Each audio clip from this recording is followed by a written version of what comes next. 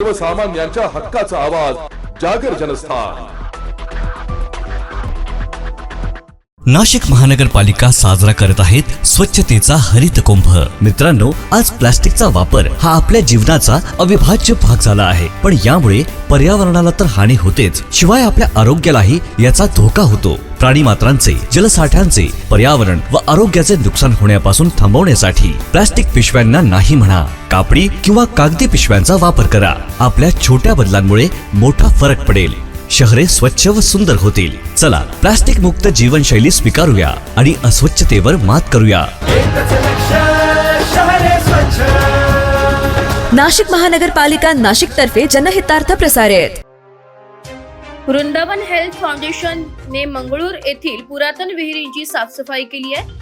अंमळनेर तालुक्यातील मंगरूळ येथील Vrindavan health foundation तर्फे पुरातन काळातील अहिल्याबाई होळकर यांनी बांधलेल्या विहिरींची साफसफाई करण्यात आली आहे। विहिरीतील गाळ देखील काढण्यात येणार आहे। मंगरूळ येथे शनी मंदिराजवळ अहिल्याबाई होळकर यांनी बांधलेली पायऱ्यांची मोठी विहीर असून गावकरी पूजा व विधीसाठी या विहिरीवर येत असतात।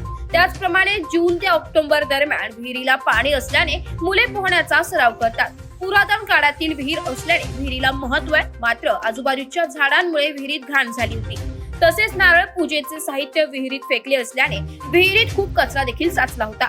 वृंदावन हेल्थ फाउंडेशनच्या किरण भिला पाटील, यश किरण पाटील, रोशन संजय पवार, दीपक छोटू पाटील, स्वप्नील प्रवीण देसले, अक्षय विनोद कुंभार, सीताराम फुलसिंग पावरा यांनी विहिरीतील कचरा काढून सफाई केली आहे। विहिरीतील गाळ देखील काढण्यात येणार आहे। जागरण जनस्थानसाठी प्रतिनिधी फराज अहमद, जळगाव।